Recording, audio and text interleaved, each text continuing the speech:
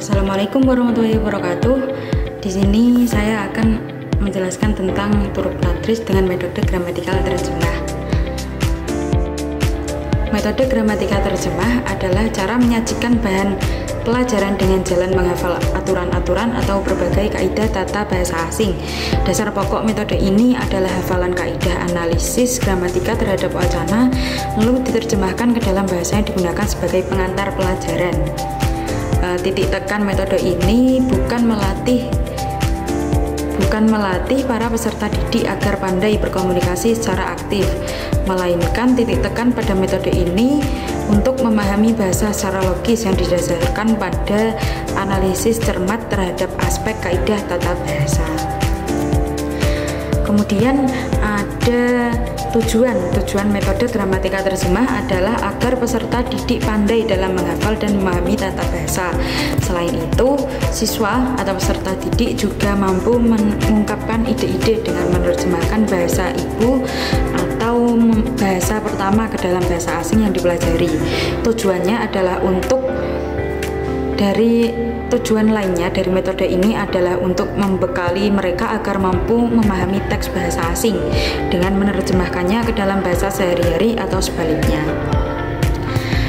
Kemudian ada apa saja sih langkah-langkah untuk menyajikan metode gramatika terjemah? Di sini saya akan bahas, adapun langkah-langkah penyajiannya pada umumnya adalah sebagai berikut. Yang pertama yaitu ada pendahuluan, memuat berbagai hal yang berkaitan dengan materi yang akan disajikan, baik berupa apresiasi atau tes awal tentang materi atau yang lainnya. Kemudian yang kedua ada guru memulai pelajaran dengan menjelaskan definisi dari butir-butir tata bahasa tersebut, kemudian memberikan contoh-contohnya kepada siswa-siswanya. Buku teks yang dipakai memang menggunakan metode deduktif. Kemudian yang ketiga ada guru menuntun siswa menghafalkan daftar kosakata dan terjemahannya atau meminta siswa mendemonstrasikan hafalan kosakata yang telah diajarkan sebelumnya. Yang keempat, guru meminta siswa membuka teks bacaan kemudian menerjemahkannya kata per kata atau kalimat per kalimat, atau guru meminta siswa membaca dalam hati kemudian mencoba menerjemahkannya per kata atau kalimat.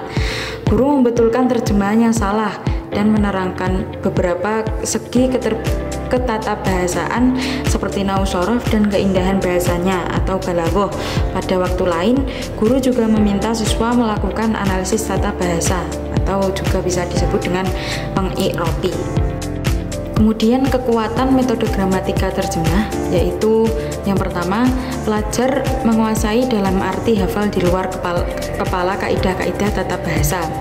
Kemudian yang kedua, pelajar memahami isi detail bahan bacaan yang dipelajarinya dan mampu menerjemahkannya.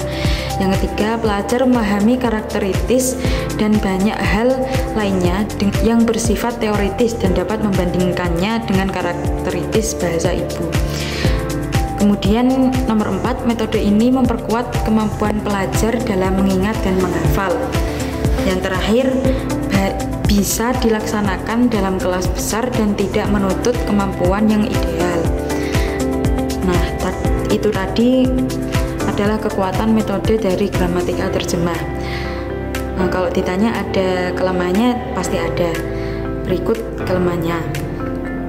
Ada yang pertama, kelemahan metode gramatika terjemah. Yang pertama ada metode ini banyak mengajarkan tentang bahasa, bukan mengajarkan tentang kemahiran berbahasa. Metode ini hanya mengajarkan kemahiran membaca, sedang 3 kemahiran yang lain tidak diabaikan. Maksudnya metode ini hanya mengajarkan kemahiran membaca. Kemudian yang metode seperti menyimak, berbicara, dan juga menulis itu diabaikan. Kemudian yang nomor 3, terjemah harfiah sering mengacaukan makna kalimat dalam konteks yang luas dan hasil terjemahnya tidak lazim menurut cita rasa bahasa ibu siswa. Kemudian yang keempat, pelajar hanya mempelajari satu ragam bahasa, yaitu ragam bahasa tulis klasik, sedangkan bahasa tulis modern dan bahasa percakapan tidak diperoleh. 5, kosakata, struktur dan ungkapan yang dipelajari oleh siswa mungkin tidak dipakai lagi atau dipakai dalam arti yang berbeda dalam bahasa modern. Nah, karakteristik fonetis dari metode qawaid terjemah ini atau metode gramatikal terjemah, yaitu tujuannya mempelajari bahasa asing adalah agar mampu membaca karya sastra dalam bahasa target atau kitab keagamaan yang kemudian diterjemahkan ke dalam bahasa Indonesia. Yang kedua, materi pelajaran terdiri atas buku nahwu, kamus, dan juga teks bacaan. Terus tata bahasa disajikan secara deduktif. Kemudian yang terakhir, kosakata diberikan dalam bentuk dwibahasa atau bisa disebut dengan daftar kata beserta terjemahannya.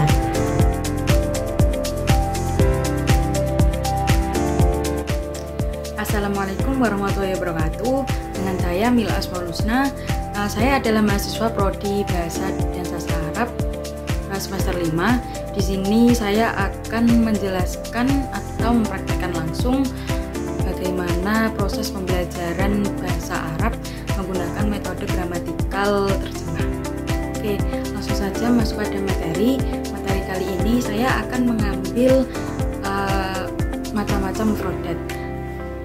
Langsung saja, yang pertama ada mufradat pena. Pena bermakna kolamun, kolamun bermakna pena. Nah, dengan menggunakan metode gramatikal ini, mahasiswa atau para siswa diharapkan sungguh-sungguh menghafal dan sungguh-sungguh mengerti mufradat itu dengan jelas. Oke, contoh yang kedua atau mufradat yang kedua, saya ada buku. Buku bermakna kitabun. Kitabun bermakna buku.